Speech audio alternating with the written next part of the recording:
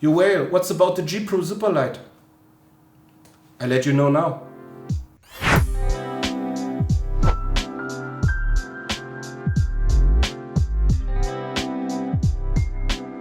So most people now lately frequently ask me on Instagram, on Twitter, on my stream, Mark, or what do you think about these G Pro Superlight? I realized I never made a real review about this, and there are tons of reviews out there from millions of people, from the biggest tech reviewers there. Most is marketing, most is paid, and most is just based on the general overall feeling about Logitech products, which is basically very good, to be honest, in a broad segment of products. First thing is, let's talk about Logitech. Logitech, one of the biggest brands, maybe the biggest brand out there for stuff like those keyboards, mouse, and I think everyone has already owned minimum one Logitech product, maybe back in the days, an MX 518 or whatever. So, but one thing for sure, nearly everyone knows that Logitech is doing mouse and keyboards. That's for sure. They're also doing headsets. They bought a lot of other companies. Blah, blah, blah. It's Logitech. They're big. They're a major player. What is the benefit of a major player? A major player has a lot of money to research and develop own things. What they've done also for this mouse and for all other mouse with the new Hero 24K sensor. The sensor basically is a self-researched and developed sensor. And for me, if everything is right, I found about this on information, and what I were able to compare to other sensors is a standalone sensor on a very, very high standard, which I explain a little bit later why it is so good. But first, let's basically come to the G Pro in general. The G Pro Superlight is the second generation of the G Pro. It's less than 63 gram. The lightest one I saw was 59 gram out of the box. Basically, I miss everything already. I have the box here with the stickers and the cable. It's like, yes, I still have the original cable and the dongle and everything. That's all super good built, super nice quality, no problems here. Never had a problem with connectivity, with dongles, with distances, nothing. Battery span or the battery life in general, while using it in 1000 hertz with a streaming PC mouse, is super long, 3 to 4 weeks. And what Logitech says itself, or they say themselves, is that if you're permanently using it, you can use it up to 70 hours. But one thing I can tell you can charge it in so short time that, yeah, even you have to play for some minutes, for 30 minutes with the cable. After 30 minutes, you can play it for the next 20 hours or 12 hours again, minimum without cable. So just charge it in between somehow or somewhere, and everything is okay. You always can use the wireless function. Another thing is that they just made a good thing better without RGB, with different lights, with an other weight distribution, with improved mouse wheel, with improved clicks, and with a little bit better coding, and with side buttons only on one side compared to the old version. So basically the Superlight is an more focused model for gamers and people who want to perform or who just want to have the best gear to play. From the biggest brand, or one of the biggest brands out there for gaming gear. And this G Pro product, the Superlight, which G Pro is a trademark or a brand specification for high performance gaming products at Logitech, is one or maybe the best wireless mouse out there right now. Yes, I'm saying that because it's true. Just by latency, by sensor, and by weight without holes out of the box, it's performing very good on every data sheet. Sensor is awesome, clicks are good now, they fixed it. Weight is good, as I said, around about 60 gram. Weight distribution is okay, it's a little bit, I don't know, it's a little bit like here in front of the sensor. The position of the sensor is good, so basically it's a very good product for now 119 euro in Germany, which is basically also a very good price, because if you compare it to SteelSeries, this Aerox or the Prime, if you compare it to the Rocket ergonomic, whatever, your 75 gram mouse, if you compare it to all the other big brand players, also to Razer, this is for me, the best performing and overall best playable product if it comes to competition or in general to high performance or high perform in games in general. It's not because it has a super special shape or super good glides, or there's nothing really insane besides the sensor and the latency. But it's just nearly made for everyone. A brand has always the possibilities to watch the quality control and sees which functions they miss or what happens at the production where something is wrong and what they can fix for the next internal upgrade, which they won't tell you. But a product which is sold a lot will also improve a lot because it's widely used and produced a lot. That's one thing. That's how industry works on every car, on everything. So basically, if you buy it now, for example, I think it's 9 months or even more after release.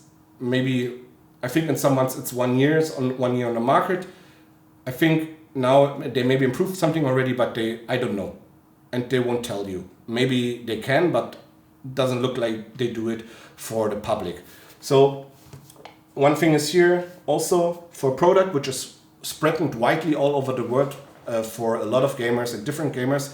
There are also a lot of side products like ceramic feet, tons of different grips which are pre-cutted, restocks, not ceramic feet from Tiger Esport, from Core Pets, from so many manufacturers. You have a very broad variety of products you can use and test for this mouse.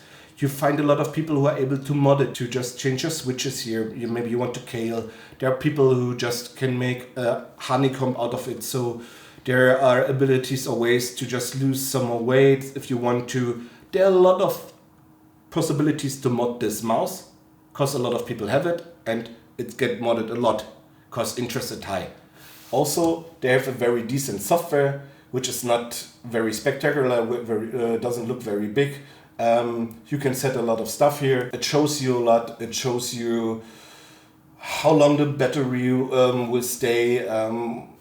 For me, it shows 72 hours, which basically means it lasts 72 hours by moving the whole time. I can tell you it lasts up to 3 weeks as stream PC mouse, because if you don't use it frequently, it just stays there, idles, and there's like zero battery usage for me. There was one point I was laying around here and I used it for a stream PC to check my stream PC over there for like, I think 6 weeks after it was fully charged. So the battery time is very good, as I said already. You charge it for a short time and you can play it for a long time. You can set profiles in the software, you can make everything. Lift off distance here is like set it to 1.2 millimeters.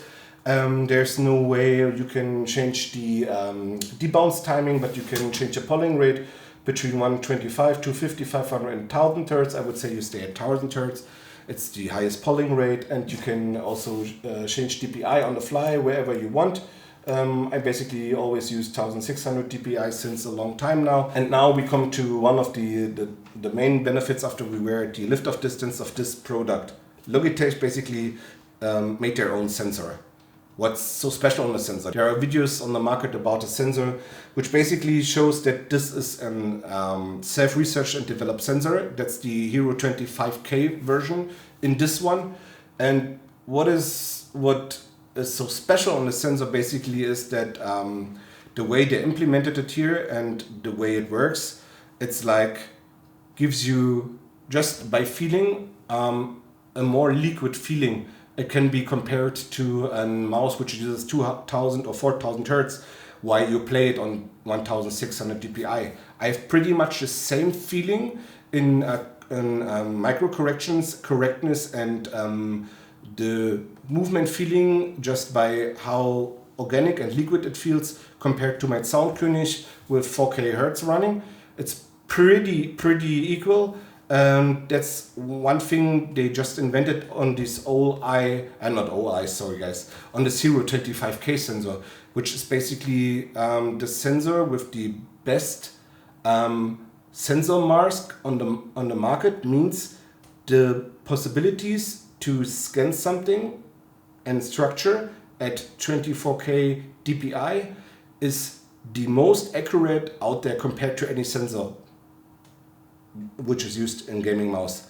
And it the screening, or just the way the picture sensor, the Hero 25K, is scanning your mousepad or the structure you're playing on, is just stepless. Basically means the FPS, so the speed, the pictures, the count of pictures the sensor is doing while moving slow or making micro corrections or moving fast, is set or is moving on the scale like from 0 FPS to 20,000 FPS without any steps, like with like only 6,400, only 8,000.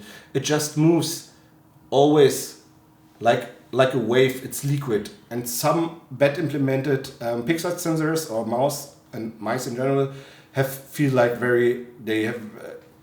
it feels so rough or so rocky because it's not stepless there. They also explain it in a very good video. You can watch it from Logitech for the 25K Hertz sensor. But basically what they made here, they give you an organic liquid feeling with a lower response time, because the sensor, which is basically always on while moving, while interacting, is like more responsive, more reactive, more organic in feeling.